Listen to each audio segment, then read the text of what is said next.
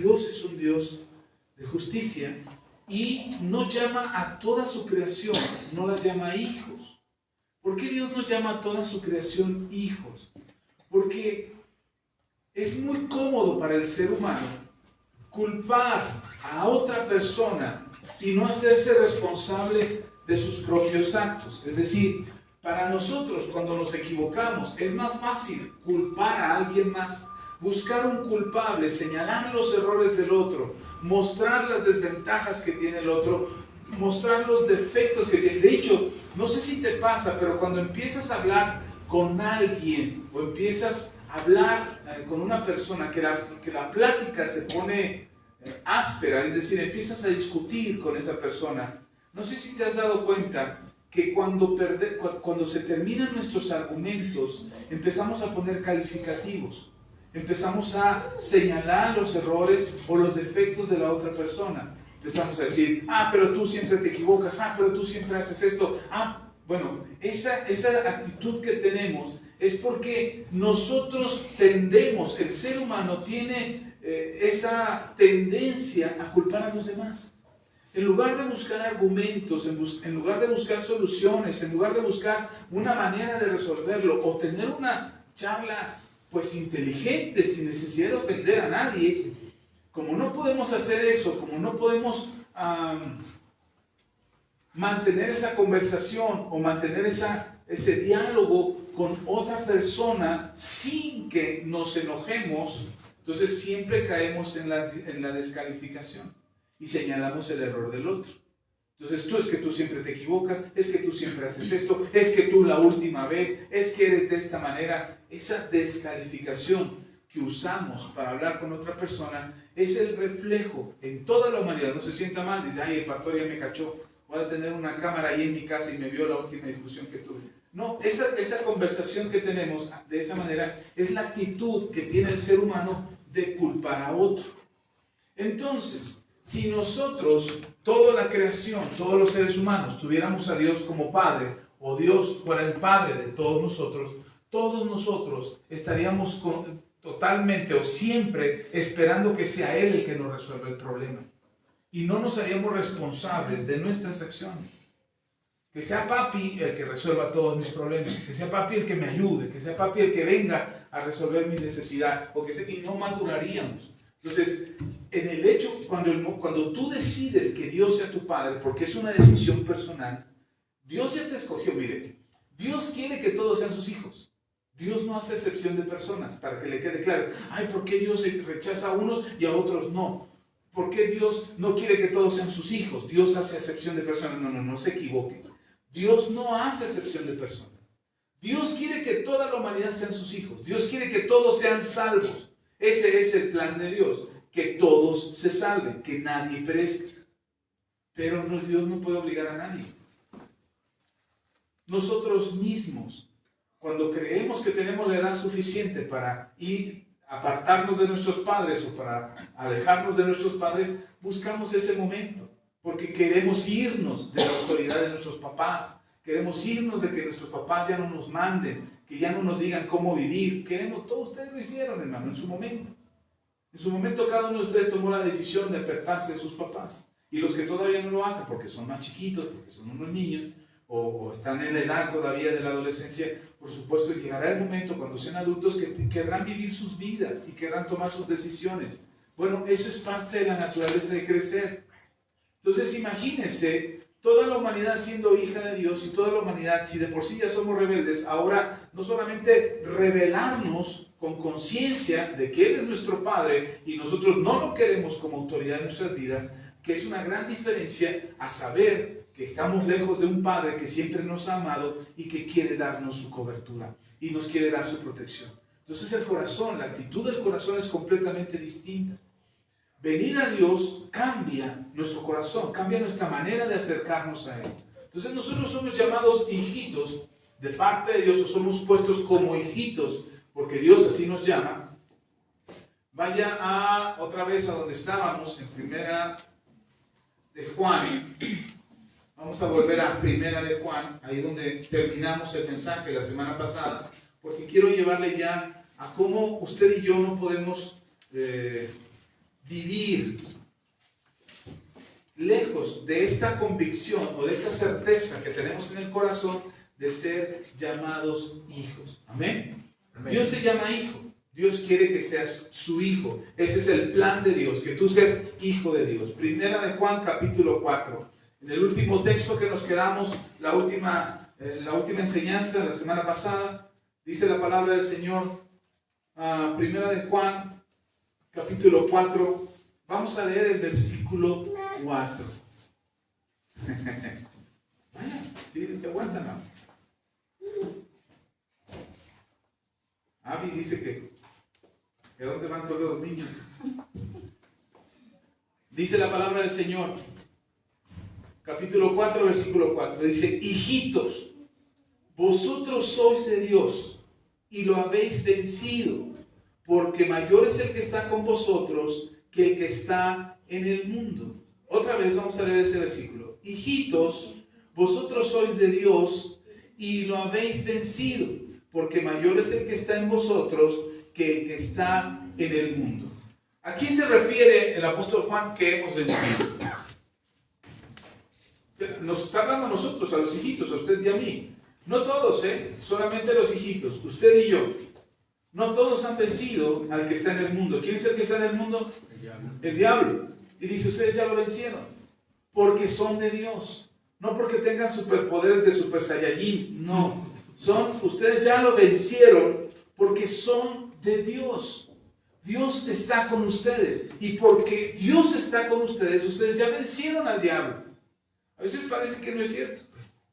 Y entonces hasta nos olvidamos de que somos hijos. Porque las cosas, las circunstancias, los problemas, las enfermedades, las decisiones que tomamos que complican nuestra existencia, a veces parece que no hemos vencido al diablo. De hecho, tal parece que el diablo nos ha vencido a nosotros.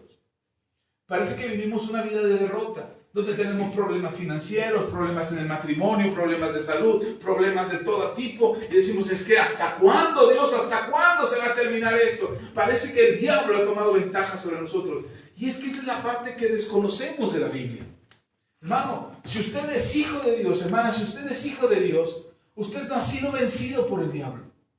El diablo pretende engañarnos de que hemos sido vencidos. Ese es el argumento que usa. No, mira cómo te está yendo. ¿Ya viste cómo te va? Te está yendo re mal.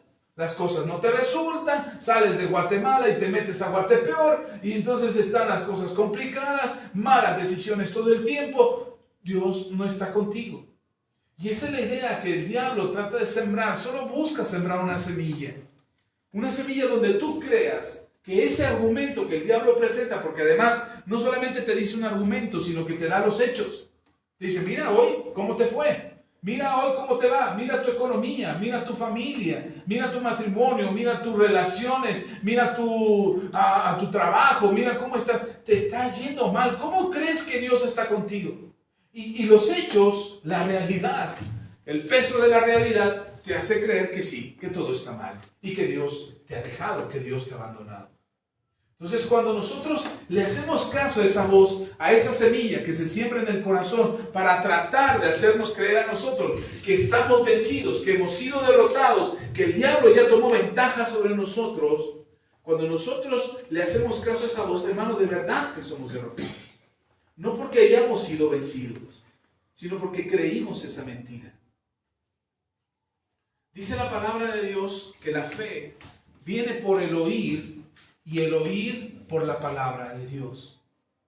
Pero hay una parte que está como si fuese separado. Dice, la fe viene por el oír y el oír por la palabra de Dios. Ese y el oír me parece a mí como que si separara una cosa de la otra. No quiero equivocarme teológicamente ni exegéticamente, pero para mí que está hablando de dos cosas. Para mí que está hablando de la fe y que está hablando de oír. Es decir, para mí que dice que la fe viene por oír. Tú vas a creer lo que tú oyes. Si me equivoco, por los teólogos que me vean y otros pastores que me oigan predicar esto y se enojan porque estoy diciendo algo incorrecto, perdónenme, pero yo así lo entiendo ahora. La fe viene por el oír. El oír, cuando oyes, produce fe en ti. Es decir, lo que escuchas alimenta tus creencias. Lo que tú escuchas frecuentemente va a alimentar lo que tú creas. Si todo el tiempo estás oyendo a Paquita la del barrio que tu marido es infiel, pues todo el tiempo te vas a alimentar y entonces va a suceder que te vuelve, que sucede, que pasa. Y entonces en tu corazón se vuelve una creencia tan real, tan vívida, que cuando sucede dices, ya sabía. Yo ya sabía que este era un infiel. ¿Por qué? Porque todo el tiempo lo alimentaste. Nosotros, mi esposa y yo, hemos creído que nuestros hijos son hijos exitosos. Lo hemos creído todo el tiempo. Y hemos visto sus vidas desarrollarse. Y hemos visto cómo han batallado con algunas cosas, cómo se han enfrentado a otras, cómo han superado las adversidades y siguen avanzando. Y alguien en algún momento, de los tres, en algún momento en el camino, alguien nos dijo, no, su hijo es un flojo. No, su hijo es un irresponsable. No, su hijo no puede. En algún momento algunos de sus maestros nos los dijeron. Y cuando venían las maestras, una de ellas, por cierto, psicóloga, que se acerca y me dice, es que su hijo es un flojo y no hace nada y no cumple con las tareas y todo el tiempo está distraído. Y me lo estaba diciendo a mí delante de todo el salón. Y mi hijo estaba parado ahí viéndome nada más, me miraba a mí, miraba a la maestra en primaria. Y la maestra ahí exhibiendo a mi hijo, le digo, ok maestra, ya estuvo. Ya, ¿qué le pasa? No, es que su hijo, es que si usted no le dice nada, yo voy a llamarle la atención a mi hijo en mi casa, no aquí, delante de usted, ni delante de sus compañeros. Yo lo voy a hacer en mi casa. Si hay algo que reprender de mi hijo, lo voy a reprender. Y si hay algo que está mal en mi hijo, se lo voy a señalar y se lo voy a hacer ver y yo lo voy a castigar. No, pero es que usted lo consecuenta, por eso es como le digo, ahora ya se está metiendo conmigo. Ahora ya me está diciendo a mí cómo yo soy, maestra. Digo, yo ni siquiera he ido a terapia con usted para que me conozca. No, es que por eso los niños son como son. Digo, lo siento mucho, maestra, si usted tiene algo que ver, hágame la nota, califique a mi hijo con sus calificaciones, si algo no está cumpliendo, yo veré la manera que él cumpla. Hágame ahí las observaciones, ¿con qué tarea no cumplió? ¿Con qué trabajos no hizo? Saliendo de ahí, hermano, yo estaba enojadísimo. Pero no estaba enojado con mi hijo, estaba enojado con la maestra. Así es que salimos del salón de clases, salimos de clases y iban mis dos hijos mayores en la misma primaria, y los saqué, le digo, vengan hijos, vamos a comprar un helado. Y me los llevé a comer un helado. Alguien pudiera pensar que en lugar de reprender a mi hijo, lo castigué. Perdón, en lugar de reprender a mi hijo, lo premié con un helado. Después de todo el discurso que me dijo la maestra, mire, el problema no fue todo lo que me dijo la maestra. Nosotros tratamos de resolver con mi hijo David, tratamos de resolver qué era lo que estaba pasando, por qué era lo que estaba sucediendo, que no estaba cumpliendo con la maestra o con las tareas, qué es lo que estaba sucediendo con David. Y al final de cuentas lo resolvimos, el muchacho salió bien de la primaria, sacó adelante su grado y la maestra estaba muy equivocada, pero algo que no hicimos, hermanos, fue aceptar el discurso de la maestra que me decía que mi hijo era un flojo. Porque no era cierto. La maestra ya tenía un rechazo hacia nosotros porque éramos cristianos de entrada. Y porque la vez que nos dijo que lo disfrazáramos, le dijimos, no maestra, el niño no participa de eso. No, pero ¿cómo que es una tradición? Le digo, no, celebre la tradición mexicana. Una cosa es la tradición mexicana, lo que usted quiere es otra cosa. Esa no es la tradición mexicana. Y enséñale a mi hijo la tradición. Él sabrá si la conserva o no. Él tiene el conocimiento, la obligación que usted tiene como maestra es transmitir el conocimiento de la tradición. Implantarle a mi hijo una tradición porque es mexicano y la tiene que conservar, eso sí está equivocado. Y entonces desde ahí ya mi hijo era flojo porque no participaba de las actividades que ellos trataban de imponer. Y lo que les digo esto porque de repente nosotros nos creemos el discurso que nos dan. Nos creemos el discurso que nos dicen, eres un tonto, eres un flojo, eres un inútil, siempre te equivocas, siempre haces esto. Cuando tú te crees ese discurso, ¿lo estás oyendo? ¿Es real? No, puede que te hayas equivocado, puede que hayas cometido errores, puede que hayas fallado, Puede que hayas mentido alguna vez para salvar el pellejo, pero eso no te hace un mentiroso. Bueno, sí, en ese momento, pero no determina que tu vida es una mentira. No sé si me estoy explicando. Si tú dices una mentira, por supuesto que eres un mentiroso, pero no significa que tu vida está determinada para que tú seas mentiroso toda la vida. ¿Sí está conmigo? Entonces, por eso pienso que la fe viene por el oír. Entonces, lo que oyes es lo que crees. Por eso la importancia de lo que oyes. Por eso la importancia de lo que estás escuchando todo el tiempo. Por eso la importancia de no clavarte tanto en las telenovelas, o en la televisión, o en las películas, o en la radio, o en internet. No te creas todo lo que ves. Porque lo que oyes es lo que alimenta tu fe. ¿Sí está conmigo? Por eso creo que son dos partes. La fe viene por el oír, y el oír, es decir, lo que yo tengo que oír es la palabra de Dios. Quiero tener una fe correcta. Escucha la palabra de Dios. No menosprecies la palabra de Dios. ¿Quieres creer de manera que vivas una vida conforme a la voluntad de Dios? Escucha la palabra de Dios. Pero si le das más importancia a lo que oyes en internet, en Facebook, en YouTube, más que a la palabra de Dios, entonces al rato no te asustes porque crees cosas equivocadas. ¿Por qué tienes miedo a las cosas que ni siquiera existen? ¿Por qué todo el tiempo estás apesadumbrado por la crisis mundial o por lo que está pasando? ¿Por qué todo el tiempo sientes que las cosas malas te pasan a ti? Hermano, ¿qué estás escuchando? ¿De qué se está alimentando tu fe? ¿Qué es lo que estás recibiendo todos los días? ¿Está conmigo? Entonces, nosotros somos hijos por medio de la fe. Y entonces dice el Señor, a través del apóstol Juan: hijitos, ustedes ya vencieron al que está en el mundo, porque mayor es el que está en ustedes que el que está en el mundo. Y sin embargo, a veces parece que no es así. Parece que el que está en el mundo, el diablo, nos lleva a ganadas varias batallas, nos lleva a ganadas varias peleas, y en todas nos ha derrotado. Si usted lee la historia en la Biblia, hay dos personajes que a mí me gusta mucho.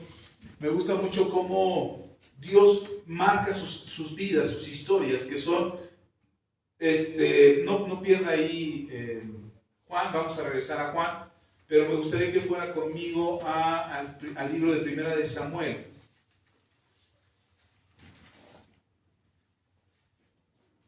¿Ya está ahí? Primera de Samuel. En el Antiguo Testamento, en Primera de Samuel, en el capítulo, vamos a leer, me gustaría que leyéramos el 10, vamos a leer en el 10.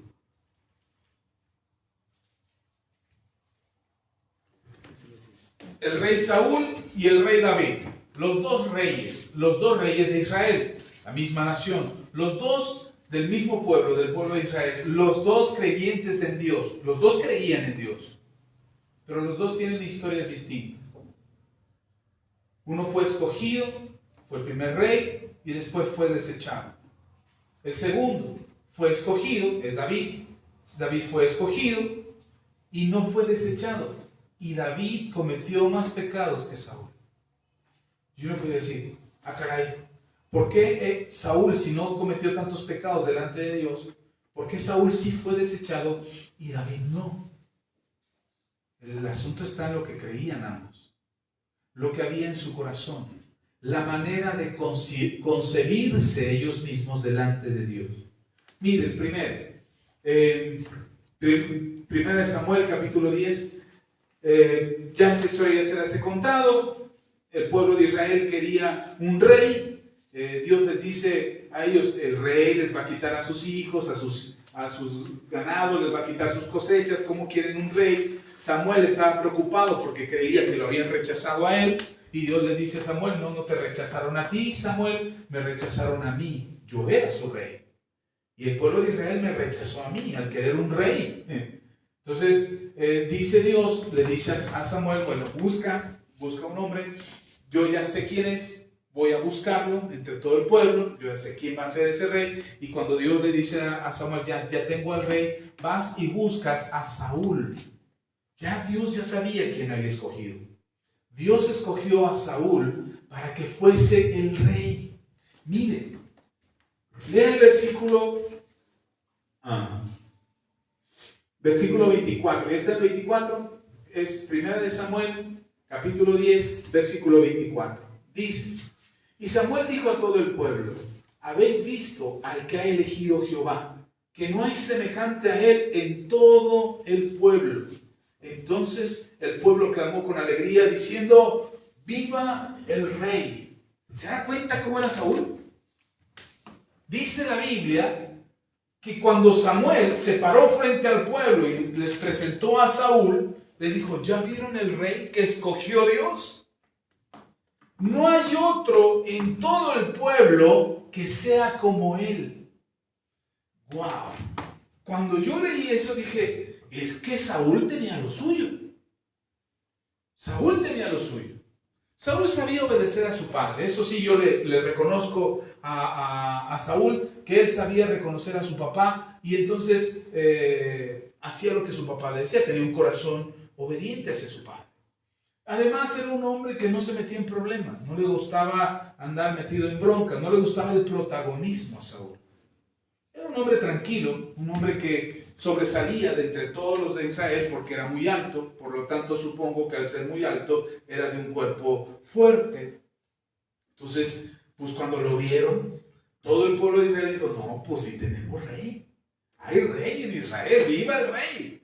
Y entonces, la cosa es que lo que me llamó mucho la atención no es esto, solamente estas palabras de Samuel. Samuel no está mintiendo. Samuel no está adulando, no está adulando a Saúl solamente por quedar bien con el nuevo rey. Samuel está convencido de que ese hombre va a ser un gran rey. Samuel, el profeta, que puede conocer el corazón de Dios, que puede saber lo que hay en el corazón de Dios, que fue líder de la nación de Israel durante muchos años, que fue el sacerdote, el principal sacerdote en la casa de Israel, que estuvo profetizando a la nación de Israel. Este hombre que tiene temor de Dios, Samuel, está convencido de que Saúl será un gran rey. Entonces cuando dice: ¿acaso hay otro hombre como este en todo Israel? No hay otro hombre como este. Samuel está convencido de que sí es, que es un gran hombre. Ahora, ¿está mintiendo Samuel? No, no está mintiendo. ¿Está equivocado Samuel? No, no está equivocado. Era un gran hombre Saúl, era un gran hombre. Era un hombre que Dios escogió de entre todo Israel.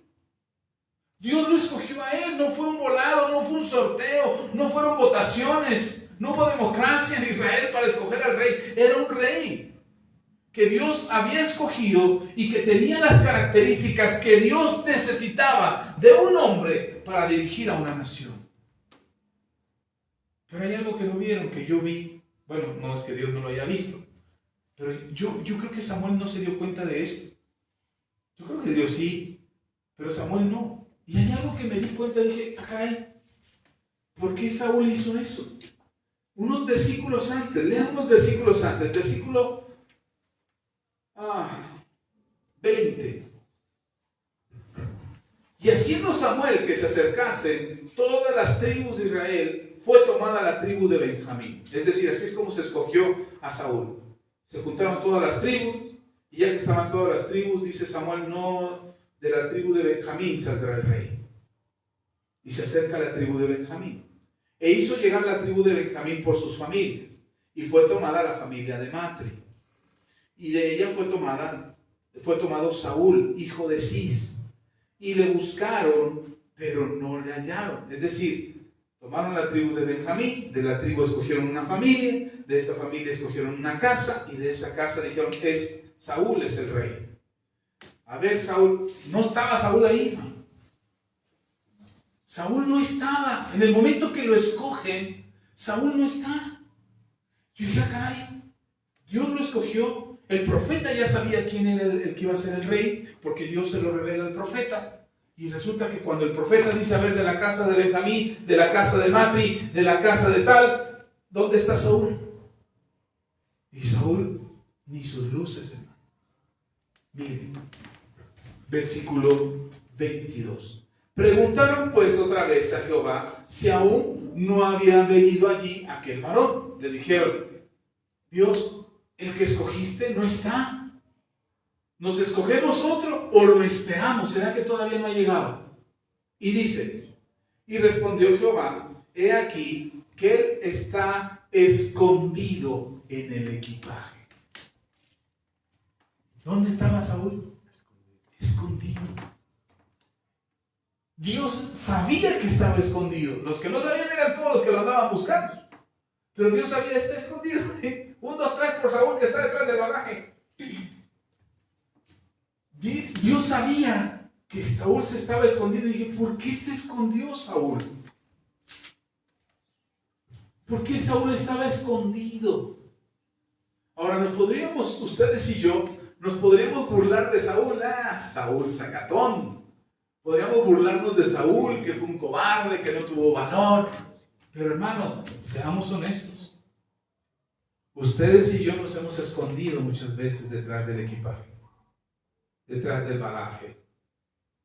Muchas veces nos hemos escondido a lo que Dios tiene para nosotros, porque no creemos estar listos, porque creemos que no vamos a poder, porque no hemos logrado entender la identidad que tenemos en Dios. Porque creemos que, no, es que yo no sé si pueda. Es que yo le fallo a Dios, yo soy un hombre débil, no tengo la fuerza, no tengo el carácter, no tengo los medios, no tengo, mire, la casa de Benjamín era la más pequeña de todas las casas. Incluso cuando Dios escoge a Gedeón, que también era la casa de Benjamín, Gedeón dice, no, estás escogiendo al más pobre de los pobres. O sea, Dios no estaba escogiendo la casa más gloriosa como la casa de Leví, que estaban a cargo del sacerdocio, o como la casa de Judá, que eran los valientes guerreros que siempre salían al frente, o los de Rubén, que eran los más aguerridos para los guamazos. Estaba escogiendo la casa de Benjamín, la más pequeña. Y ahí en la casa de Benjamín, uno que sobresalía de todo Israel, que era el que Dios había escogido, resulta que el que Dios escogió se escondió. ¿Cuántas veces ustedes y yo no nos hemos escondido? No nos hemos escondido porque creemos que no podemos, que escojan a otro, esto no es para mí, yo no sé si pueda. Por muchos años, les soy honesto, por muchos años, yo conozco mucha gente, hermanos, muchos cristianos, muchos pastores. Y a mí me daba mucho coraje cuando un pastor llegaba muy presuncioso, con traje y corbata, y rompiendo plaza, y ya llegó el ungido del Señor. A mí me daba mucho coraje porque decía, eso no es un siervo de Dios. Eso no es. Entonces yo me hacía a un lado, me iba para atrás, me sentaba en la última fila, me ponía en el lugar donde no fuera visto. Si yo hacía algo, yo esperaba que los demás no se dieran cuenta que yo lo había hecho. O sea, lo hacía sin que se dieran cuenta. Como dicen en mi pueblo, no cacareaba el huevo. No le decía a todos yo lo hice, sino que yo simplemente lo hacía y no esperaba que alguien más lo hiciera. Creo que mis hijos, mi esposa lo sabe. Nunca busqué protagonismo, nunca busqué estar al frente. Hice muchas cosas que nadie supo que las hice. En mi trabajo hago lo mismo. Hago las cosas y no espero que me lo aplaudan o que me lo reconozcan. Y eso fue por muchos años. Por muchos años yo prefería pasar desapercibido. Pero en los últimos años, Dios me ha llevado a salir del anonimato, a ser más visible. Ahora soy más visible. Hay más gente que me mira. Hay más gente que está viendo lo que hago. Hay gente que sigue a través de internet lo que yo estoy haciendo. Hijo, creo que la toma no está bien, ¿o sí? Ok, gracias. Es que bien, muy abierto para allá. Ok, gracias. Entonces, es que me acordé que es algo y me acordé que es algo ahí. Entonces ahora soy más visible para más gente. Ahora, ¿estoy buscando protagonismo? No, sigo sin buscar protagonismo. Pero estoy seguro ahora que si Dios me pone en un lugar, ese es el lugar en el que tengo que estar. Y no me tengo que esconder para que pasen las cosas. Hay algo curioso que hacemos los cristianos. Aventamos a los niños por delante. Ay, mire, pastor, mi hijo ya ora en lenguas, mi hijo ya tiene los dones, mi hijo profetiza, mi hijo, y los avientan por delante. Mi hijo tiene un don. Y aventamos a los niños todo el tiempo desde que tenemos la capacidad de ser pastores o desde que hemos llegado a la autoridad de ser pastores de una iglesia. Mi esposa y yo tomamos la decisión de proteger a los niños. De que si un niño tenía un don o tenía un talento, porque no se va, tiene un don o tiene un talento, oramos para protegerlos. Les enseñamos, les ayudamos a madurar el don, les ayudamos a madurar el ministerio, pero no los aventamos al ruedo, a que sean exhibidos como blanco del enemigo. Pero pasa algo, hermano, cuando tú estás al frente, eres visto hasta por tus enemigos. Cuando estás escondido, no eres visto por los enemigos. Estás escondido, estás en el anonimato, pasas desapercibido. Entonces Samuel busca a Saúl y yo entiendo que ahora Saúl dice, sí, ahora voy a estar al frente, ahora voy a ser el rey, y no quería. No es algo que Saúl estaba buscando. Por eso creo que Dios lo escogió. Creo que esa fue la razón por la que Dios escogió a Saúl, que era un hombre que no buscaba el poder por el poder, que no quería estar al frente. A ver, yo quiero ser candidato para ser el rey de Israel. No, de hecho, cuando ya lo escogieron, él decía, no, ¿yo por qué? Entonces yo creo que el corazón de Saúl era un corazón que valía la pena poner al frente de un pueblo, porque no iba a ser codicioso o ambicioso por ese poder. Y estaba escondido.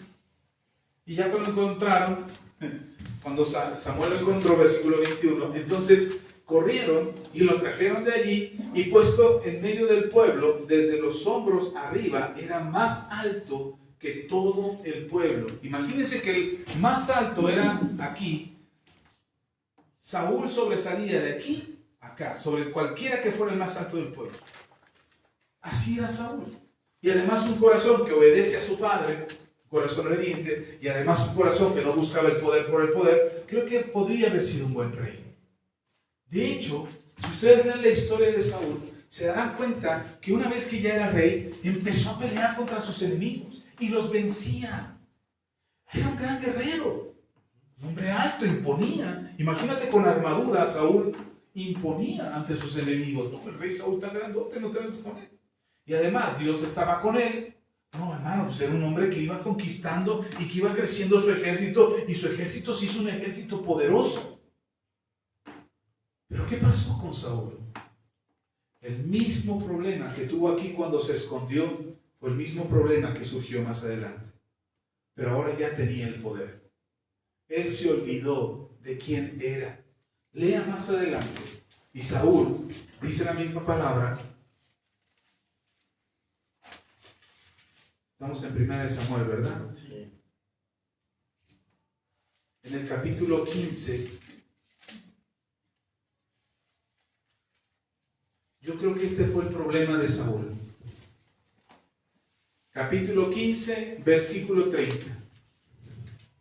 Saúl fue desechado, por si usted no lo sabía, Saúl fue desechado por Dios como rey. Dios dijo, este ya no va a ser el rey.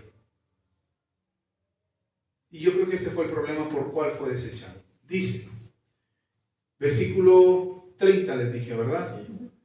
Y él dijo, Saúl, refiriéndose a Saúl, y él dijo, yo he pecado, pero te ruego, que me honres delante de los ancianos de mi pueblo y delante de Israel, y vuelvas conmigo para que adore a Jehová tu Dios. ¿Quién está hablando ahí? Saúl. Saúl es el que está hablando. ¿Y saben con quién está hablando? Con Samuel, el que lo ungió como profeta. En este momento, Saúl ha sido desechado por Dios. Saúl ya fue desechado por Dios, porque desobedeció, porque tuvo miedo, porque hizo las cosas incorrectas.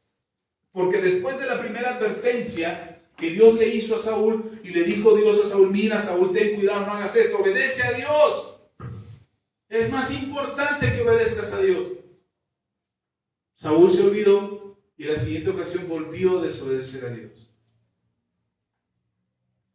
El problema con Saúl es que cada vez que pecaba, perdía su identidad como hijo de Dios. Tan es así que en este versículo que acabamos de leer, y no quiero leerlo fuera del contexto, solamente para que ustedes lo lean posteriormente, pero el contexto es ese, que Saúl había sido desechado. ¿Y sabe qué le preocupaba a Saúl? Su imagen ante el pueblo. Era su preocupación. Ok, ya pequé, ya entendí que pequé. Es lo que dice, ¿no? Yo he pecado, pero te pido una cosa. Hónrame como rey delante del pueblo y delante de los ancianos. Es decir, no me pongas en evidencia. No le digas al pueblo, no le digas a los ancianos que he pecado. Hónrame, soy el rey. Y después volveremos y adoraremos a Jehová. Fíjese cómo pesan las palabras de nuestra boca. A Jehová, tu Dios. ¿Ya no era Dios de Saúl? ¿En qué momento Dios dejó de ser Dios de Saúl? Y solamente se volvió en el Dios de Samuel. Jehová, tu Dios. No es mi Dios, es tu Dios.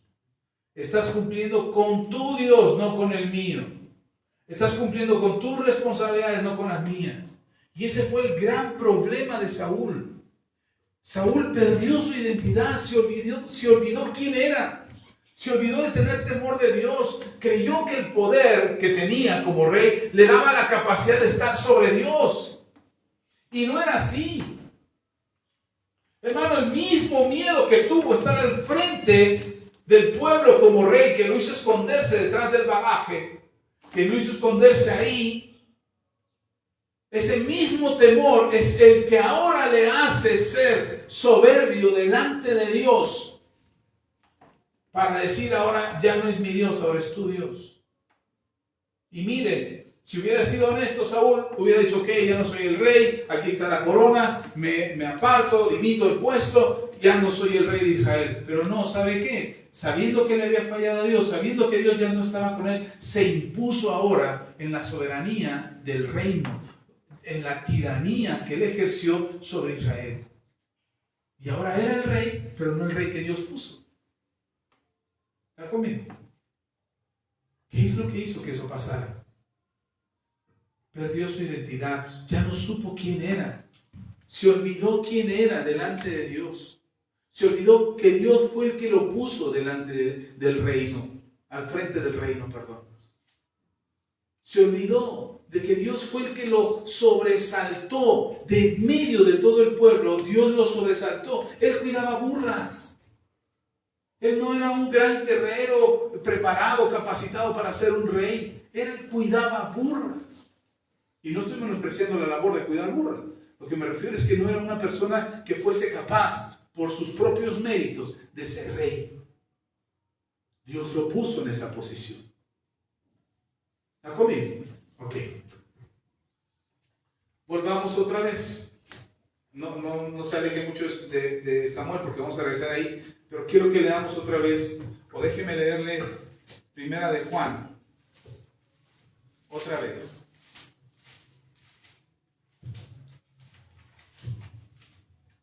Porque hay algo a lo que lo quiero llevar el día de hoy. Dice la palabra del Señor, versículo Primera de Juan, capítulo 4, versículo 4. Hijitos, vosotros sois de Dios. ¿Vosotros sois de quién? De Dios. ¿Y qué dijo Saúl? ¿Qué le dijo el profeta? Tu Dios ya no es mi Dios. ¿Vosotros sois? De Dios. Nosotros somos de Dios.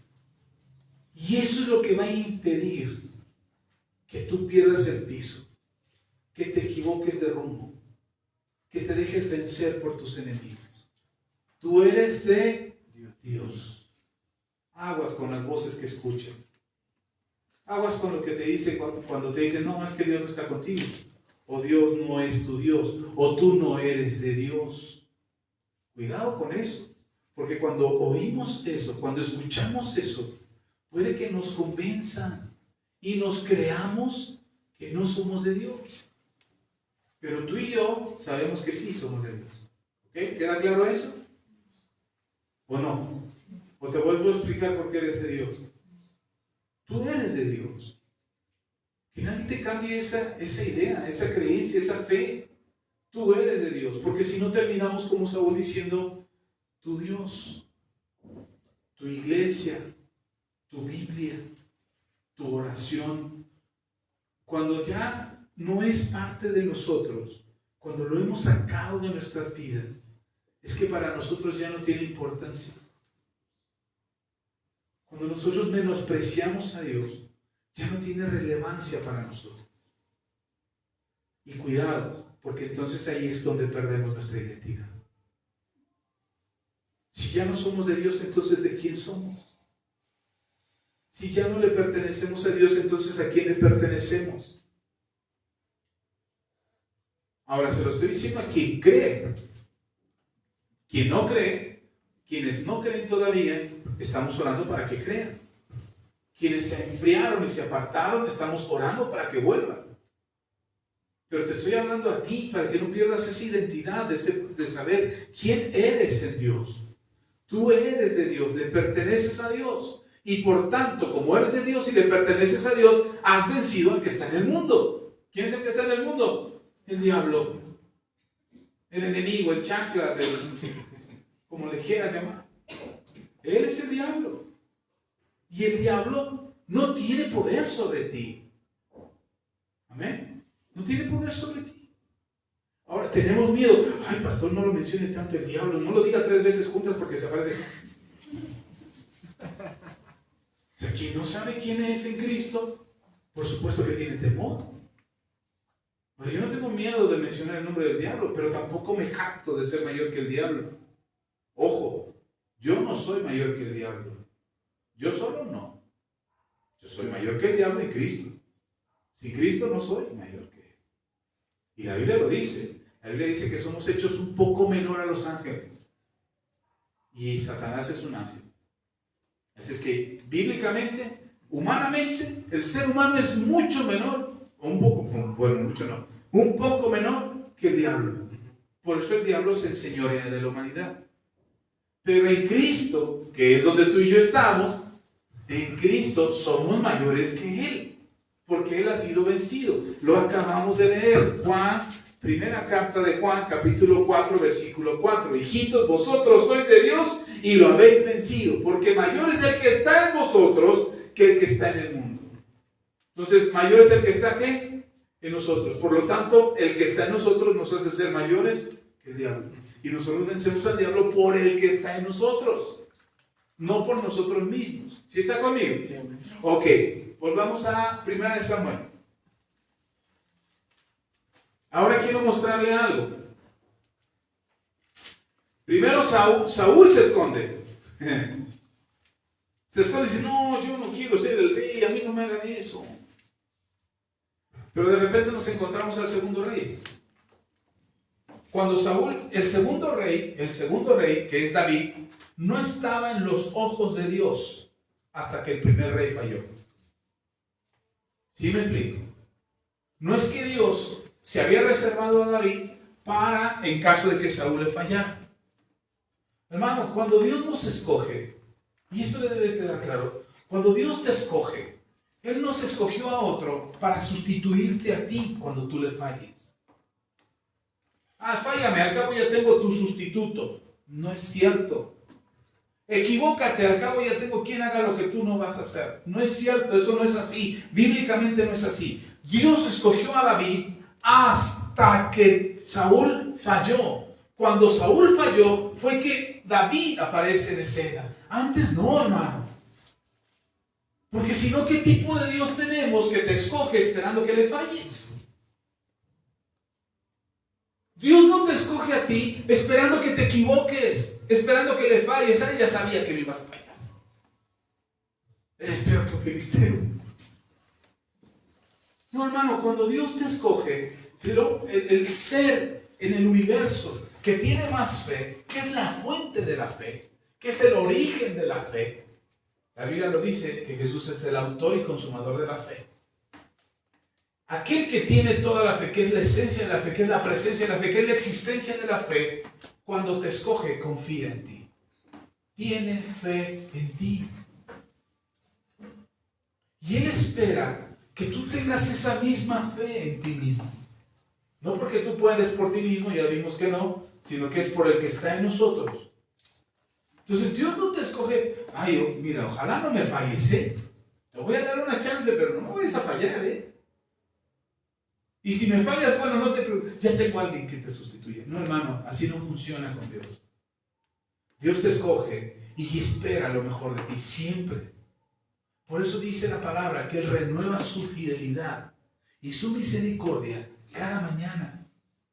Si hoy le fallaste y te equivocaste e hiciste lo que no debías hacer, Dios dice, ay, me fallaste. Mañana será otro día. Y mañana Él espera que corrijas, que no le falles, que te arrepientas si te tienes que arrepentir de algo, que endereces tus pasos. Él ya te redimió por completo. Si está conmigo, nosotros le damos una segunda oportunidad a alguien y sabemos que nos va a fallar. Es más, la segunda oportunidad que damos decimos, ya nada más porque soy bueno, pero ya ni te la debería de dar. Porque creen o piensan que les vamos a volver a fallar. Dios no. Dios espera que cada oportunidad que te da, la tomes y le digas a Dios, esta es mi oportunidad, Señor. Y la voy a tomar y la voy a aprovechar y voy a hacer lo que me toca hacer. ¿Está conmigo? Ok. Eso es lo que Saúl no entendió. En cambio David, regresemos a 1 Samuel, en el capítulo 17,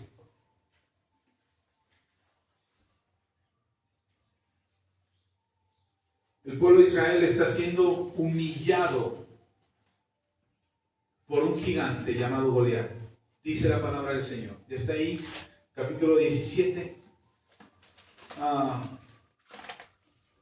versículo 4. Saliendo entonces del campamento, un poco el contexto. Está el pueblo de Israel a punto de pelear contra los filisteos.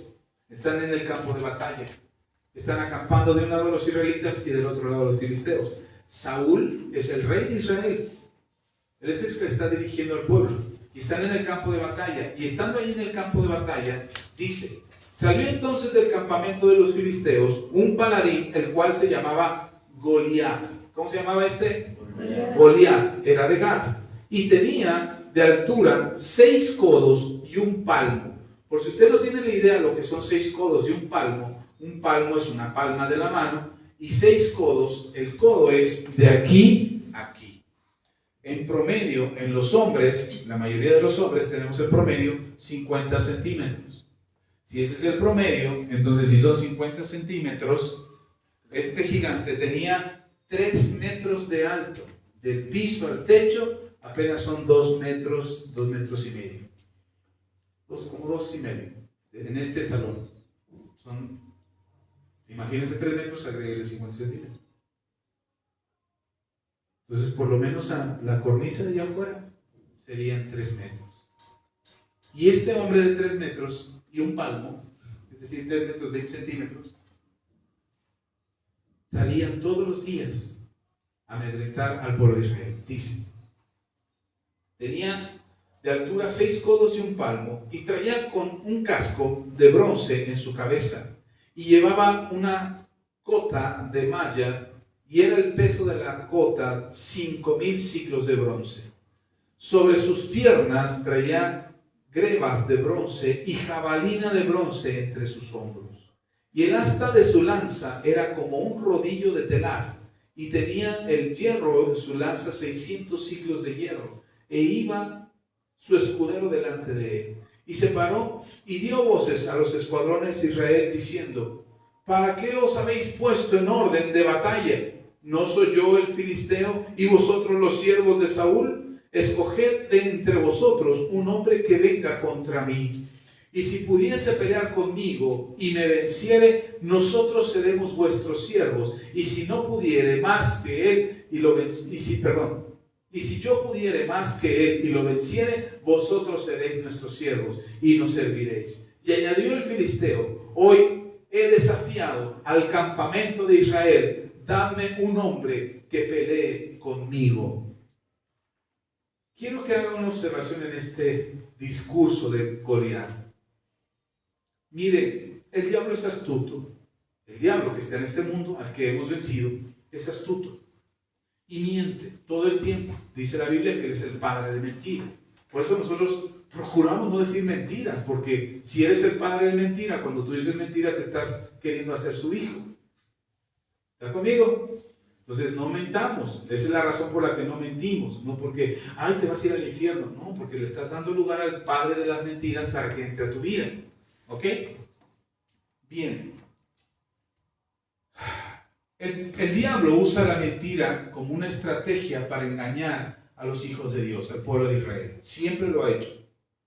Y lo hace hoy con nosotros. Y entonces nos lanza retos como estos todos los días. Si me vences en esto, yo te serviré. Pero si no me vences en esto, entonces tú me servirás. No, pastor, ¿yo cuándo he oído eso? ¿Yo cuándo he escuchado eso? ¿Tienes problemas con algún tipo de adicción? ¿Tienes problemas con con las mentiras? ¿Tienes problemas con alguna intención en tu corazón que sabes que no está bien y que quieres dejarla, pero lo vuelves a hacer? ¿Tienes problemas con el orgullo, con la soberbia, con la vanidad, con la vanagloria? Hermano, todo el tiempo este discurso está ahí en tu cabeza diciendo, el día que me venzas, yo te serviré, pero si tú no me vences a mí, tú me servirás a mí. Y inconscientemente tu vida se rinde a aquello a lo que no has vencido. Aunque no lo creas. Porque aceptamos el reto. Porque creemos que sí podemos. Y cuando empiezas y no terminas. Por ejemplo, te pongo un ejemplo para que me vayas entendiendo qué es lo que estoy diciendo. Ya viene enero. Principio de año. Estamos a 2 meses ya de que se acerque enero. Principio de año. Propósitos de año nuevo. ¿Cuáles son los más clásicos? La dieta, bajar de peso.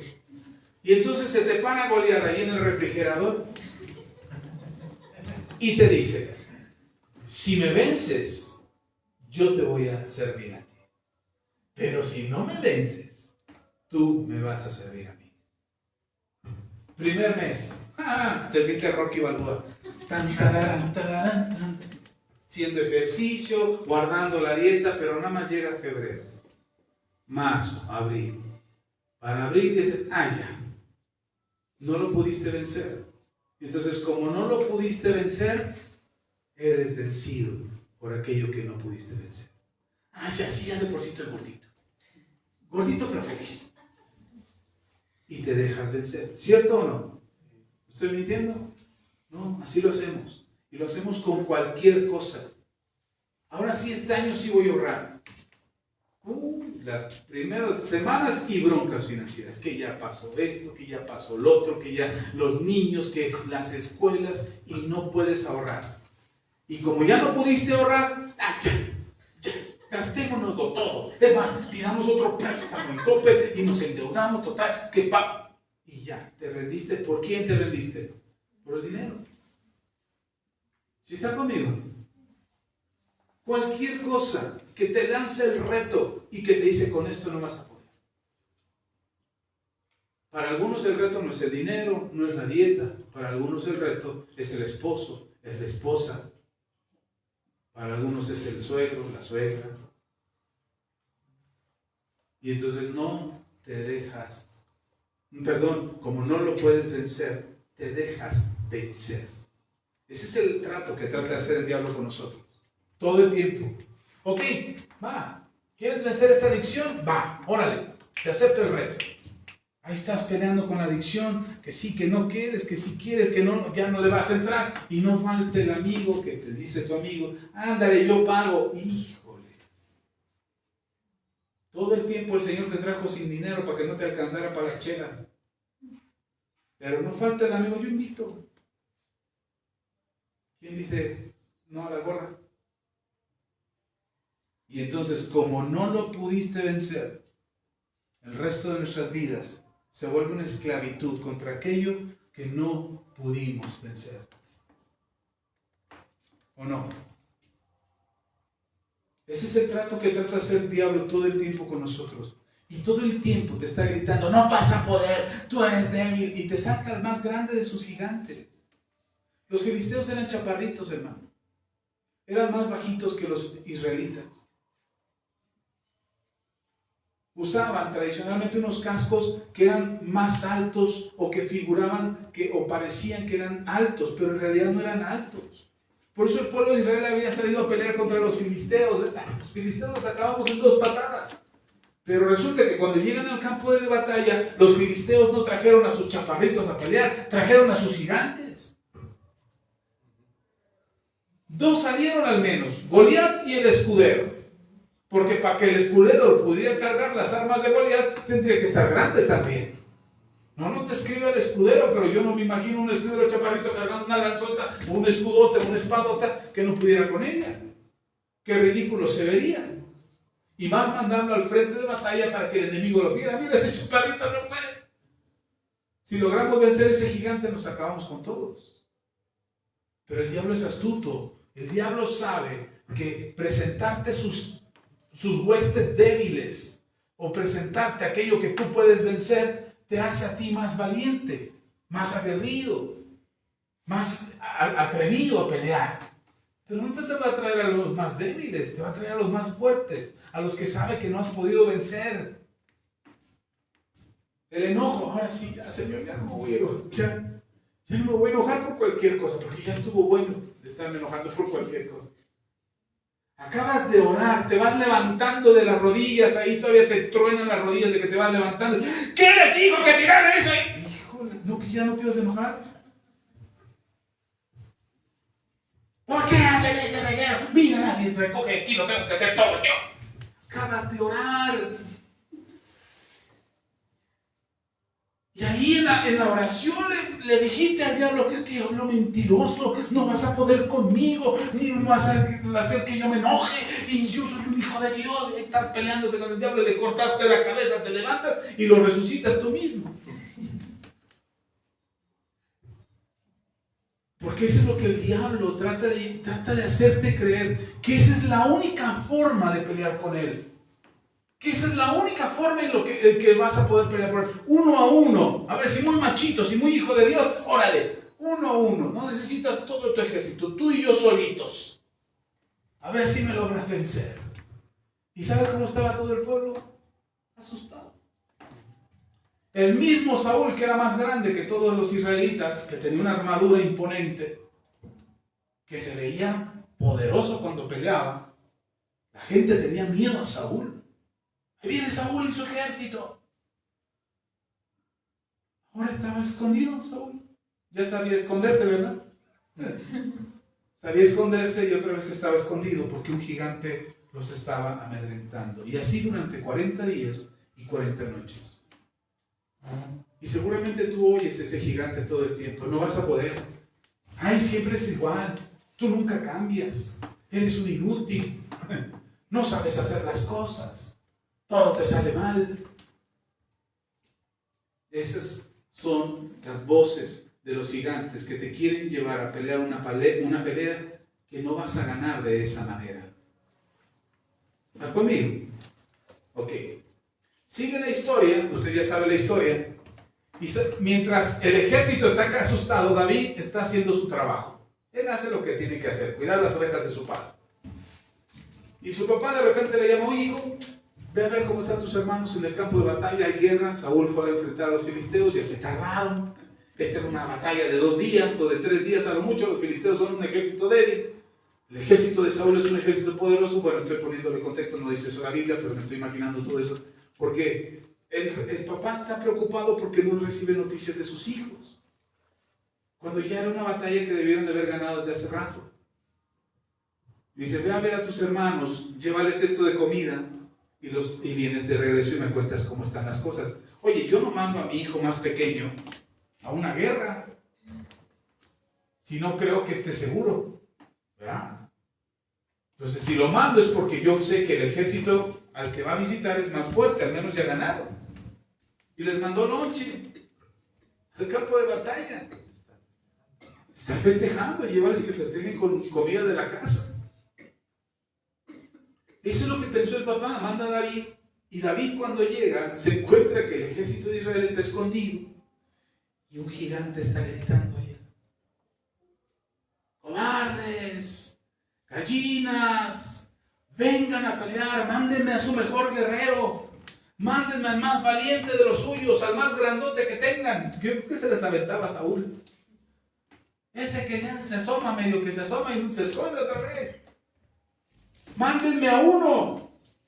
Y David llega y oye que todos están escondidos, busca a sus hermanos, se acerca, les da el lunch y dice, ¿qué les manda esto a mi papá? Coman. Y él va al chisme a ver qué está pasando. Y resulta que escucha a este gigante gritar. David se empieza a encender por dentro y dice, ¿por eso están escondidos? ¿Por este gigante? ¿Por eso están aquí resguardándose? ¿A cuántos ya venció? No, pues a ninguno, no es que nadie se anima. ¿Y el rey? No, tampoco está escondido allá, detrás del bagaje. No es posible. Y David dice, no, esto no puede ser. Miren, versículo 22. Estoy en 1 Samuel capítulo 17, versículo 22. Entonces David dejó su carga en mano del que guardaba el bagaje. Y Saúl estaba detrás de él. Y corrió al ejército, y cuando llegó, preguntó por sus hermanos si estaban bien. Traía una encomienda, ¿cierto? Ve si tus hermanos están bien y dales este noche. Mientras él hablaba con ellos, he aquí que aquel paladín se ponía en medio de dos campamentos, que se llamaba Goliat, el filisteo de Gat, salió de entre las filas de los filisteos y habló las mismas palabras y las oyó David. Es decir, este gigante no tenía otro discurso, no tenía más argumentos, más que este falso trato, porque es un falso trato. Si me vencen, nosotros les servimos, pero si no, ustedes nos van a servir a nosotros. Eso es lo que el diablo trata de hacer, engañándote, diciéndote, sí, este es el placer que tú buscas y te lo voy a dar, va a estar a tu servicio si logras vencerme. Pero eso es mentira. Ninguno de los servicios o ofertas o placeres o gustos que el diablo ofrece, ninguno de ellos está a tu servicio. Ninguno. Por más que, es que yo lo controlo, mentira. Es que yo sé cuánto, mentira. Es que esto yo lo sé dominar. Nadie me dice a mí cuánto. No, mentira, no es cierto. Ninguno de los servicios, placeres, ofertas, negocios que te ofrece el mundo se van a poner a tus servicios, porque no están a tus servicios, están a servicios del príncipe de este mundo. Si está conmigo, si está escuchando esto. Entonces el engaño es este: vénceme, derrótame y entonces estaremos a tu servicio. Pero si no, es como aquel alcohólico que llega a la cantina y se vengo a demostrar que ya vencí el alcohol. ¿Qué haces ahí para empezar? ¿Cómo que ya vencí el alcohol? En el terreno del alcohol. Aquí vengo a demostrar que ya no puedo. Y te lo empiezan a pasar por ahí. No, ya no caigo. A lo mejor en ese momento no. Pero le abriste una puerta al enemigo creyendo que en tus fuerzas lo podías vencer. Yo sé que vencí el alcoholismo. Yo sé que ya lo vencí. Pero no por eso me voy a meter en una cantina para ver que ya lo vencí. O en las fiestas, donde hay fiestas, pido que me traigan una botella para demostrarles a todos que ya lo vencí, no la voy a tocar. De hecho, cuando hemos ido a una fiesta y nos quiere traer una botella, decimos, no, gracias, llévesela, por favor. Porque no tenemos, en las fiestas de nuestra propia familia, cuando nos ofrecen, ¿quieres? No, gracias. Porque no se trata de demostrarle al mundo que ya lo vencí o que tengo control sobre ello. La forma en que yo demuestro que ya lo vencí es orando por un alcohólico para que sea liberado. Orando por alguien que tiene problemas de alcoholismo para que ya no los tenga. Guiando a alcohólicos a salir del alcoholismo y vencerlo. Esa es mi forma de demostrar que ya lo vencí. Si alguien tenía problemas con la pornografía, decir, ya, voy a aprender, pero para que vean que yo ya la vencí, ahí la voy a poner, pero no voy a ver. Voy a estar con los ojos cerrados. Que ya la vencí. Eso es mentira. Acuérdese que el diablo siempre va a probar tus palabras. Con que tú eres el valiente que dices que ya me venciste. A ver si es cierto. A ver, aquí estamos en el campo de batalla. Si tú me vences a mí y me demuestras que en verdad eres más poderoso que yo, entonces yo te voy a servir. Si no, tú me vas a servir a mí. Y caemos en ese engaño, en ese trato mentiroso de Satanás todo el tiempo. Por eso me gusta la actitud de David. Mientras el otro se escondía, David se acerca al frente de batalla y dice, ¿qué dijo este? ¿Qué dijo este filisteo incircunciso? No lo digo yo, lo dijo él. Versículo, ¿qué me quedé? 24. Y todos los varones de Israel que veían a aquel hombre huían de su presencia y tenían gran temor. ¿Por qué? Porque era imposible derrotarlo. No, hermano, ¿qué no había buenos arqueros en Israel? ¿No había buenos guerreros con espada en Israel? Hermano, era uno de los ejércitos más poderosos en aquel entonces. Pero estaban amedrentados por un gigante que quería hacer un trato en un territorio en el que ellos no debían de aceptar ese trato. Es una guerra. Hoy vengo a negociar contigo, el pecado viene a negociar contigo. Mira, mantente santo domingo, lunes, martes, miércoles, pero viernes, sábado me lo dejas a mí. Nos vamos de fiesta, domingo te arrepientes, todo tranquilo, tú y yo la llevamos bien. ¿Qué tienes que negociar con el pecado? Si tú sabes quién tú eres, tú no tienes nada que negociar con el pecado. ¿Está conmigo en esto? Ok. Dice, versículo 25, y cada uno de los israelitas decía, ¿no habéis visto aquel hombre que ha salido? Él se adelanta para provocar a Israel. Al que venciere, el rey le enriquecerá con grandes riquezas y le dará a su hija y eximirá de tributos a la casa del padre de Israel. Entonces David habló. A ver, ¿cómo estuvo eso? Ya oí al gigante lo que anda diciendo y la oferta que hace. Pero esta oferta me parece más interesante. Puedes hacer un trato con el diablo, si quieres. Que no lo hagas, pero si quieres lo haces. Puedes hacer un trato con el diablo que diga, ok, si me vences, entonces yo te sirvo. Pero si yo te venzo, entonces tú me sirves a mí. O hacer el trato que el Rey de Reyes dijo, si tú lo vences, yo te voy a dar. Te voy a hacer mi hijo porque te vas a casar con mi hija. Te voy a dar una riqueza que no podrás contar. Te voy a perdonar los impuestos. Y vas a vivir en palacio. ¿Con quién harías trato? Entonces, ¿por qué queremos hacer trato con el mundo? Si Jesús dice, ok, este es el trato que te ofrezco. Si tú vences al mundo, te daré una corona de vida. Si tú te mantienes firme en mí, entonces te daré por herencia las naciones. Si tú te mantienes firme en mí, serás llamado mi hijo. ¿Serás llamado qué? Mi hijo. Hermano, ese es el trato que Dios hace con nosotros. Amén. No se preocupe, todo está bien, no pasa nada. Son gajes del oficio. ¿Ok? Vamos. Luego dice, seguimos, ya estoy terminando, creo.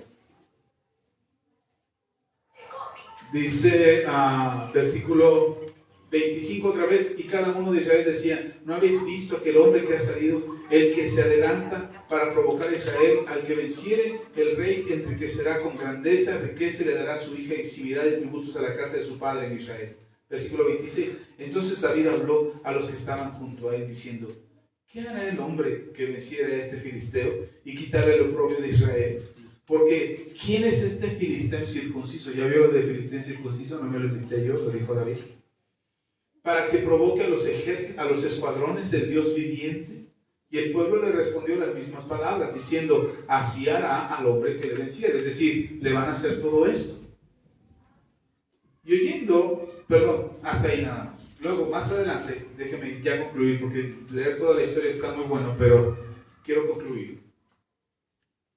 David, los hermanos le cuestionan, sus hermanos que estaban en la guerra, dicen, ya vienes a presumir, David. Ya vienes de presumido a decir que tú puedes con él. Y David les dice, esto es mucho hablar. Vayamos a las hechos.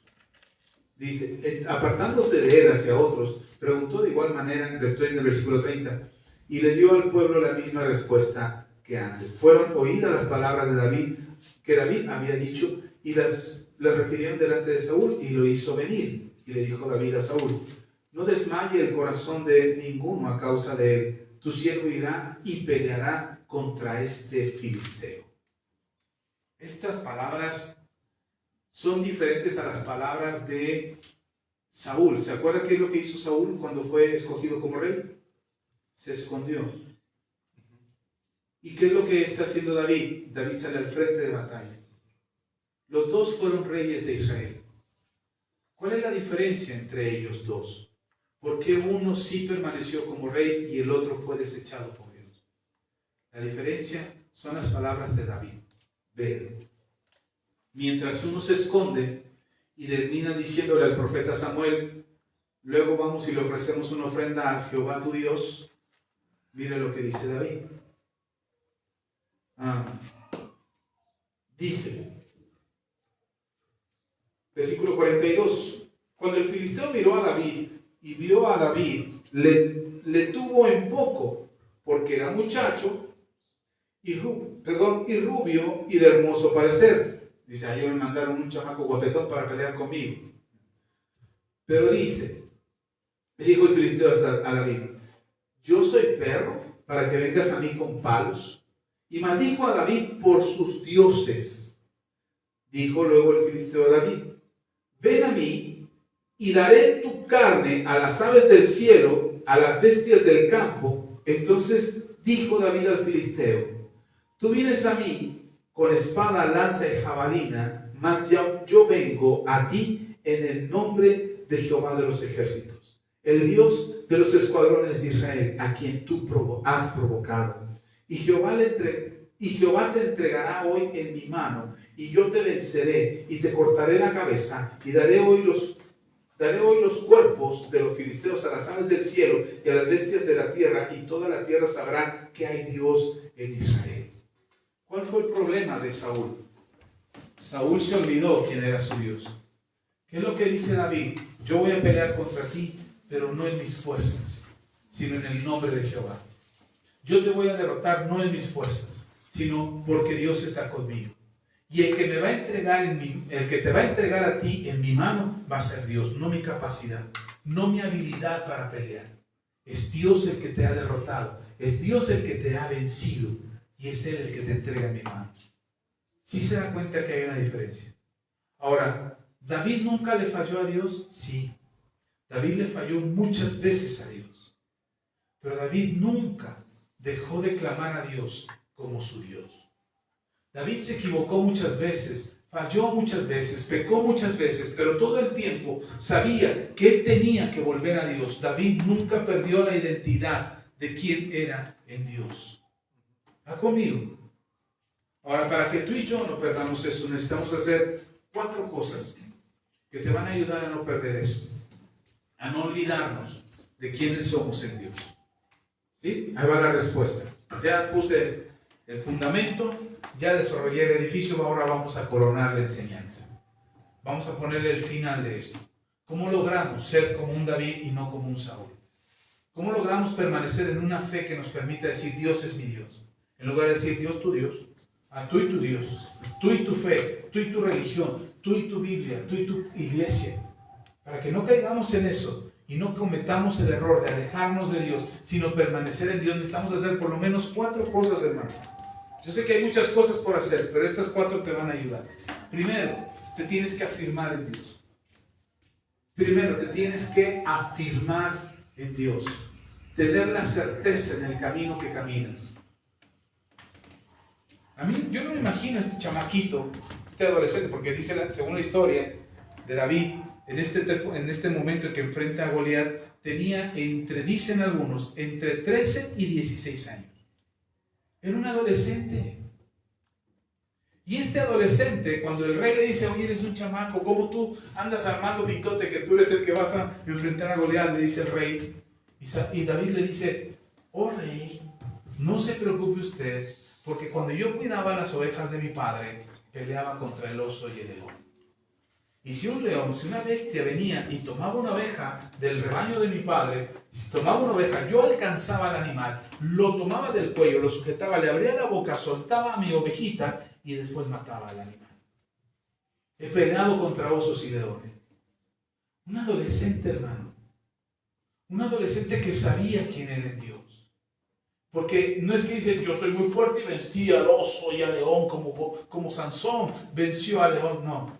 ¿Sabe qué decía? Dios me permitía derrotar al oso o al león. Y a veces ni los mataba, a veces solamente le abría la boca y el animal se iba. Porque Dios estaba con él.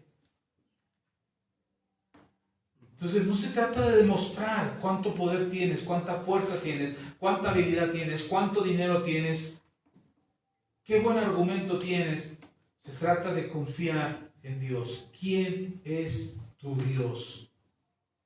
O ya no es tu Dios. O ya es el Dios del pastor. Es el Dios de la pastora. Porque mío él y yo ya nos peleamos de hace rato. ¿Está conmigo? Ok.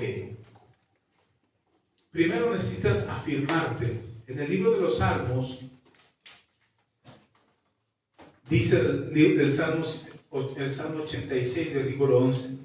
Enséñame, oh Jehová, tu camino, y caminaré yo en tu verdad. Afirma mi corazón para que tema a tu nombre. Si algo necesitamos es tener un corazón firme en Dios. Hermano, no dejes de tener temor de Dios. No menosprecies el amor que Dios tiene por ti, diciendo, ay, Dios me perdona todo. Estamos bajo la gracia, y la gracia no nos condena, como se lo he explicado antes. Pero la gracia nos confronta para corregirnos y que vivamos conforme a la voluntad de Dios. Amén. Segundo, fortalécete en Dios. Dice la palabra de Dios en Efesios capítulo 6, versículo 10. Por lo demás, hermanos míos, fortaleceos en el Señor y en el poder de su fuerza. ¿Fortaleceos en quién? En el Señor y en el poder de su fuerza. Te puedes ir al gimnasio si quieres, puedes hacer deporte si quieres, puedes tener tu propio gimnasio en casa si quieres, pero la fuerza que necesitas para vencer al pecado no es física. Puedes tener el conocimiento que quieras, leer todos los libros que quieras, leer todos los comentarios bíblicos que quieras, pero la fortaleza que necesitas es la cercanía que tienes con Dios, la relación que tienes con Dios, no el conocimiento que tienes. Puedes ser el hombre más rico de la tierra, tener el negocio más próspero, el empleo más prominente, ser una persona importante, tener un título social o un título profesional, pero esa posición material no te hace un vencedor. El apóstol Pablo dice en Efesios capítulo 6, versículo 10, fortaleceos en el Señor y en el poder de su fuerza. ¿Fortaleceos en quién? La fuerza que necesitas. El fortalecerte en Dios es lo que hace que tú venzas al enemigo. David iba a enfrentar al gigante, solamente pasó por un arroyo, agarró 5 piedritas, lo echó en su alforja de pastorcito, ¿cómo le llamamos nosotros? Su morral, en el morral de pastorcito, y ahí lo echó y llevaba su vara, su cayado de pastor, porque era un pastor de ovejas. Llevaba una vara. Por eso cuando el gigante lo miró, cuando Goliat lo miró, dijo, ¿qué? ¿Acaso soy perro? ¿Para que vengas a mí con palos y piedras? Porque era lo único que llevaba David. Entonces mientras el gigante estaba de bravucón diciendo, ahorita te voy a cortar en pedacitos y te voy a dar tu cuerpo a las aves del cielo y ahorita las pestes del desierto te van a comer porque eres tú el que va a ser derrotado. Mientras él hablaba, David está sacando la piedra, mete la mano al morral y está sacando la piedra, prepara su onda y empieza. Tú vienes contra mí con espada, lanza y jabalina, pero yo vengo contra ti en el nombre de Jehová de los ejércitos. ¿Qué fuerza podría tener ese chamaco? ¿Qué poder podría tener? ¿Qué ejército podría levantar ese chamaco? Lo único que tenía, hermano, que la piedra era piedra de kriptonita, ¿o qué? Para que fuera más efectiva. No, hermano, era una piedra de arroyo. Y preparó y dijo, tú vienes contra mí, pero yo vengo contra ti en el nombre de Jehová de los ejércitos. Y el que te entregaré en mis manos no será esta capacidad que tengo para matar osos y leones, sino será Dios que va a entregarte en mis manos. Y si usted lee el final de la historia, la piedra se la puso David entre ceja y oreja. Bueno, no es cierto, aquí, del único espacio que tenía visible el gigante, aquí le puso la piedra, cayó el gigante, corrió David, agarró la misma espada, una espada que no era una espadita de juguete, era una espadota, era la espada de un gigante. Agarró la espada y le cortó la cabeza y lo derrotó.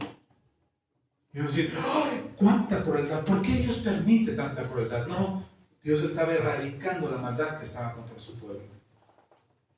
Y lastimosamente hay muchas personas que son instrumentos del mal para hacerle guerra a los hijos de Dios. No peleamos en nuestras propias fuerzas. Peleamos en el nombre de Jehová de los ejércitos. Fortalécete en el Señor y en el poder de su fuerza. Tercer cosa que tienes que hacer es echar raíces, hermano. Tienes que echar raíces. Echar raíces genera identidad. Hermano, andar como llanero solitario no te ayuda, no te bendice. Necesitas formar parte del cuerpo de Cristo. Necesitas integrarte a la iglesia, formar parte de la iglesia. Puedes ser muy espiritual, puedes ser muy lector de la Biblia, conocedor de la Biblia, pero si no estás integrado a un lugar donde puedas echar raíces y crecer y dar fruto, todo lo que hagas será inútil. Serás como una piedra que es llevada por el río. Por cualquier corriente serás llevado, porque no estás arraigado. Nosotros echamos cimientos para poder construir una casa, ¿o no? Si queremos que nuestra casa sea firme y resista y aguante, necesitas ponerle buenos cimientos. Hay de aquellos que tienen malos cimientos. Por eso necesitamos buenas raíces. Por eso el libro de los Salmos, en el Salmo número 1, cuando usted lea el libro de los Salmos, no lo lea ahora, pero cuando lea el libro de los Salmos se dará cuenta que habla de aquello que deberíamos de hacer. Dice, bienaventurado el varón que no anduvo en consejos de malos, ni en silla de escarnecedores se ha sentado, sino que en la ley de Jehová está su delicia, y en ella medita de día y de noche. Será, dice el Salmo, será como árbol plantado junto a corrientes de aguas, que da su fruto a su tiempo y su hoja no cae. Hermano, nosotros necesitamos raíces.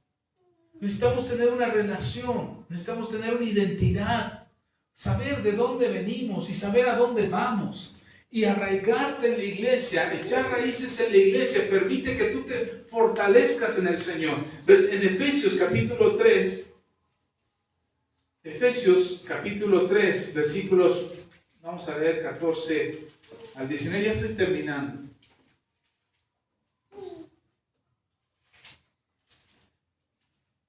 ¿Qué le dije? Efesios, ¿no? Vamos a leer del capítulo 3, pero vamos a leer del 14 al 19. Dice,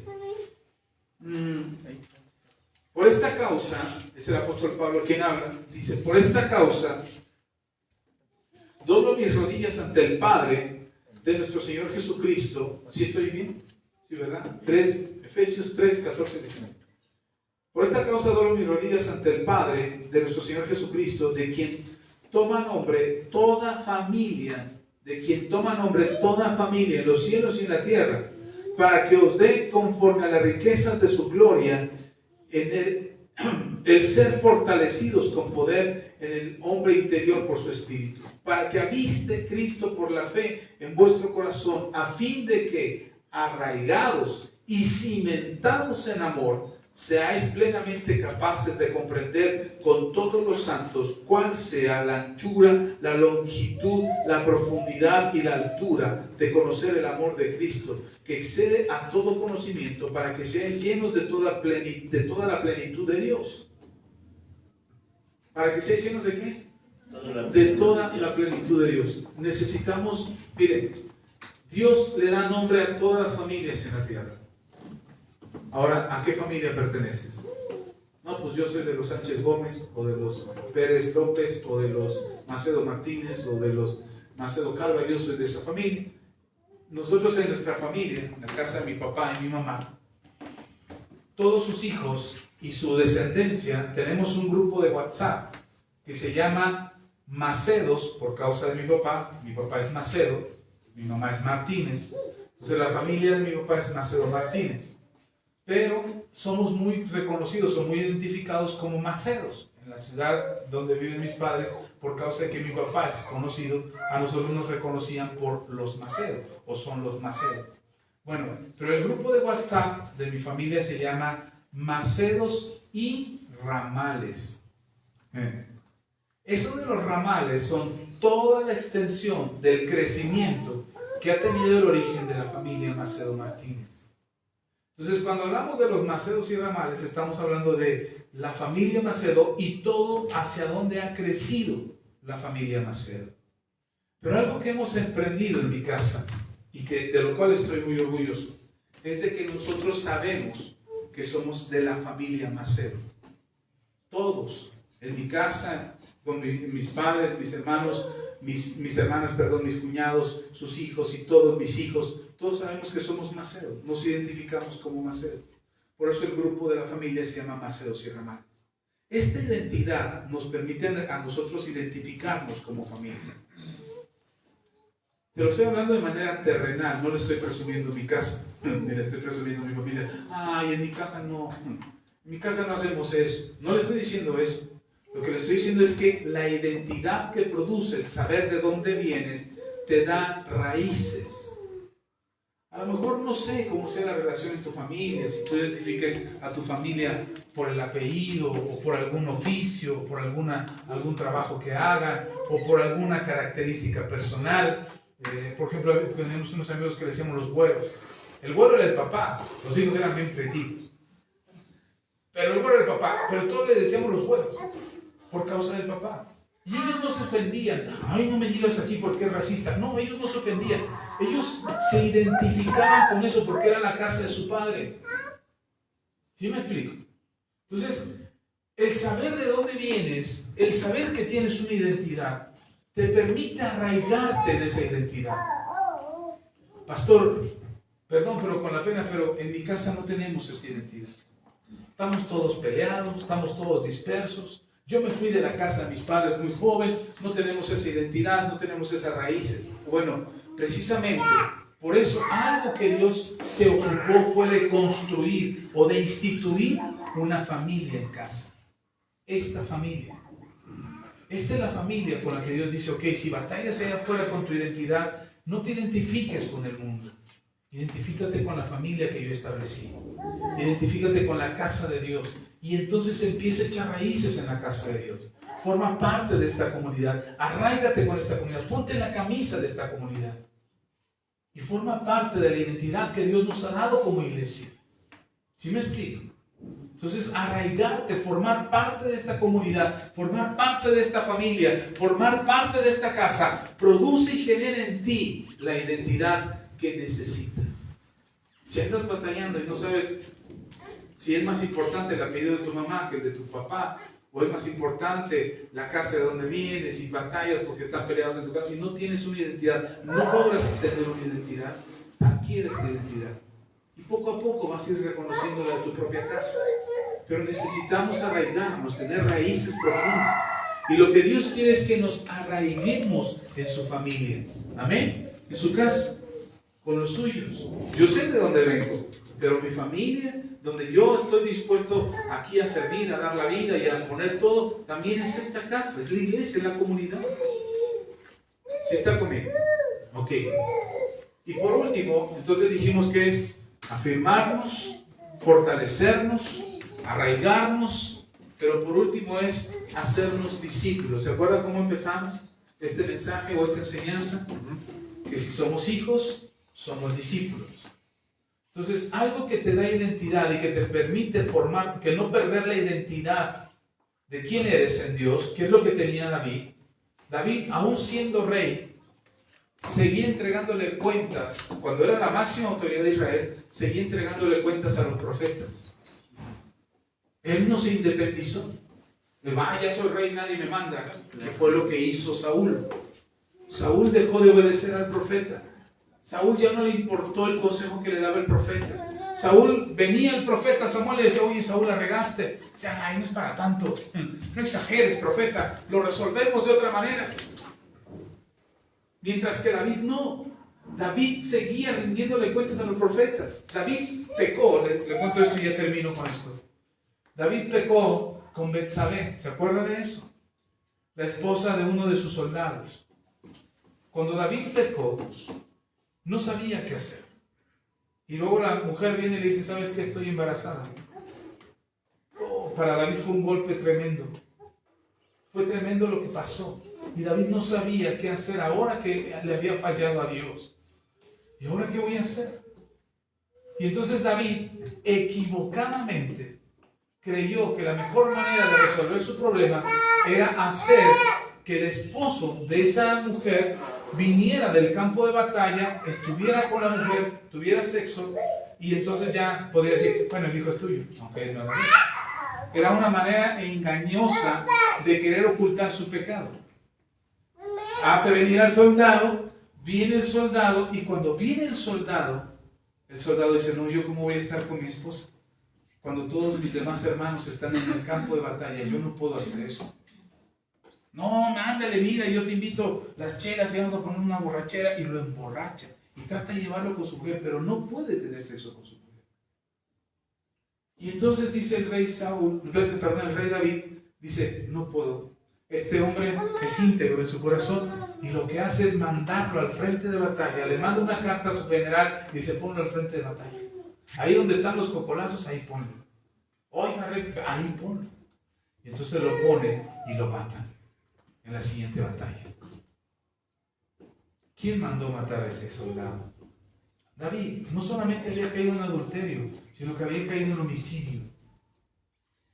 Y después de eso, él estaba muy tranquilamente por el palacio diciendo, nadie se va a dar cuenta de esto. Ya está muerto el hombre. Si alguien pregunta de quién es el hijo, pues el hombre que se murió.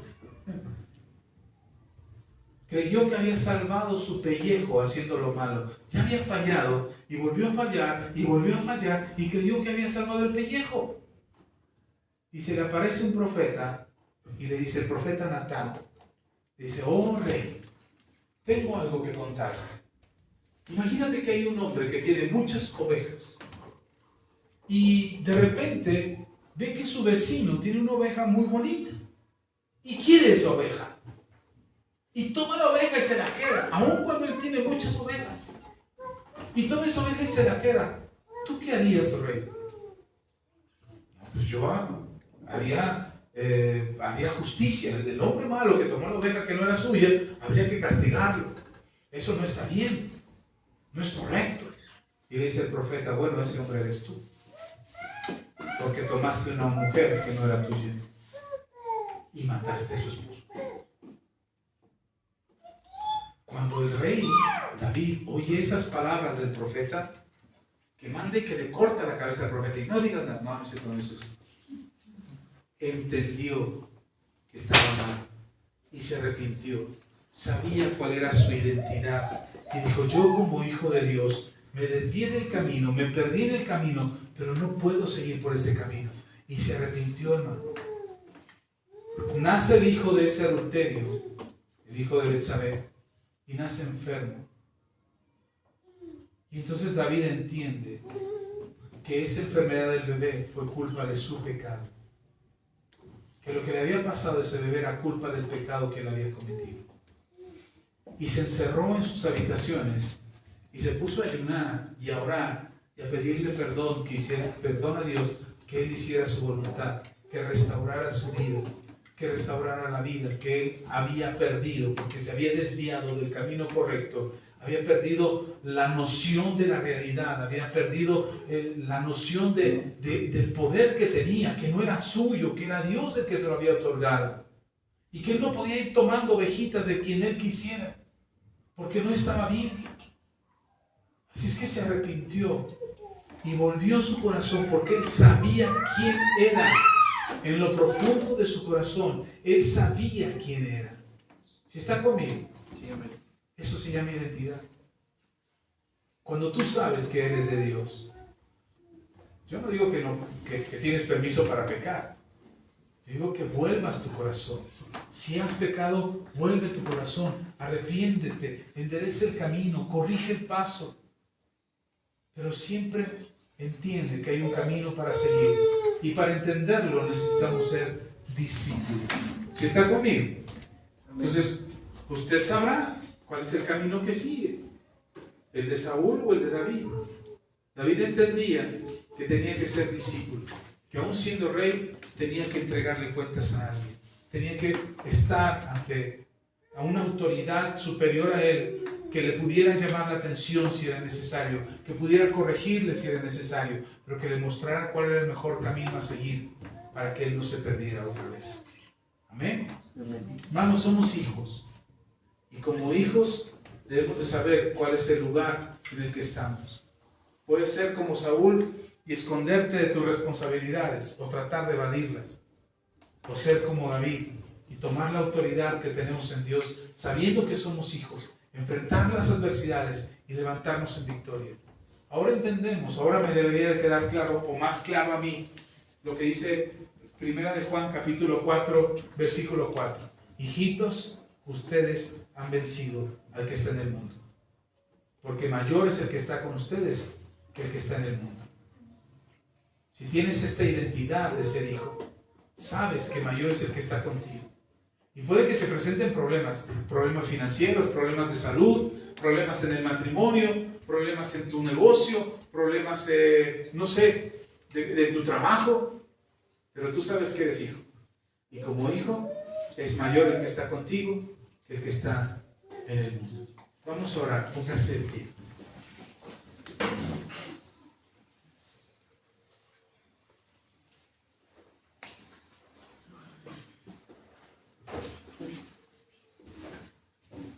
¿Cuántas batallas tengas? No lo sé. ¿Cuántos gigantes se te levanten enfrente? No sé. Pero no llegues a acuerdos con esos enemigos. Que te digan, si me vences ahora sí, yo voy a estar a tu servicio. No es cierto, es mentira. El trato es con el rey. Yo estoy contigo y lo vas a vencer. Y por cuanto tú lo venzas, yo te bendeciré, te prosperaré, haré de ti una gran nación, engrandeceré tu nombre. Lo que sea que Dios te haya prometido es una promesa que se cumple. Amén. Porque somos hijos. Somos coherederos con Cristo. Vamos a orar. Padre, te damos toda la gloria, toda la honra y toda la alabanza. Muchas gracias, Señor. Gracias, Jesús. En verdad, agradecemos tu fidelidad y agradecemos todo tu amor y lo que has hecho por nosotros.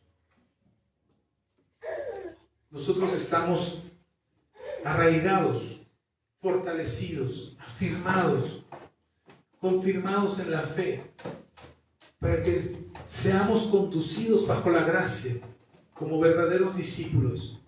Somos hijos de Dios, que nos levantamos en el nombre de Jesús para vencer a nuestros adversarios que se levantan contra nosotros. Y no lo hacemos en nuestras propias fuerzas, lo hacemos en el nombre del Señor. Y somos llamados hijos de Dios por causa de que Cristo murió por nosotros en la cruz y nos ha dado su victoria y nos ha dado su triunfo sobre el pecado. Y hoy nosotros como hijos nos enseñoreamos sobre el pecado, no porque seamos superiores al diablo y a este mundo, sino porque Dios está con nosotros y es mayor el que está con nosotros que el que está en el mundo. Hoy, Señor, nos ponemos en tus manos y nos rendimos delante de ti en el nombre de Cristo Jesús. Nos rendimos delante de ti en el nombre de Jesús y sabemos que somos más que vencedores porque Dios está con nosotros. Nos afirmamos, nos fortalecemos, nos arraigamos y nos convertimos en discípulos de Cristo como señal y testimonio de que somos hijos. Gracias, gracias Señor, en ti confiamos y en ti esperamos en el nombre de Jesús. Amén y amén. Amén. Amén. Amén. Puede sentarse. Vamos a orar por nuestros hermanos que nos ven en línea y que nos acompañan en esta transmisión. Hermanos, los bendecimos. Gracias por quedarse hasta el final y esperamos sus comentarios, su amén, su gloria a Dios, su testimonio de lo que Dios está haciendo en ustedes. Bendecimos sus vidas y creemos que Dios estará obrando. Nos vemos primeramente, Dios, el próximo martes, si Dios nos lo permite. Si Dios nos ayuda, aquí estaremos el martes en la transmisión a las 8:30 de la noche. El viernes será la reunión de oración con la pastora Ceci. El viernes por la noche la reunión de jóvenes a través de Discord. Y el domingo aquí nos vemos a las 11 de la mañana, bueno, despacito de las 11 en la transmisión de la reunión en vivo. Oramos por ustedes, que el Señor les bendiga. Gracias, Padre, por cada hermano y hermana que nos ve en línea y que nos escucha y que comparte el video y que hace que este mensaje llegue a otros más. Los bendigo en el nombre de Jesús y te pido, Dios, que tu gracia y tu favor les ayude a todos. Que tu Espíritu Santo les sostenga y tu misericordia sea extendiéndose cada día en sus vidas. En el nombre de Jesús, a ti la gloria. Amén y amén. Estamos para servirles, hermanos. Dios les bendiga. Hasta la próxima.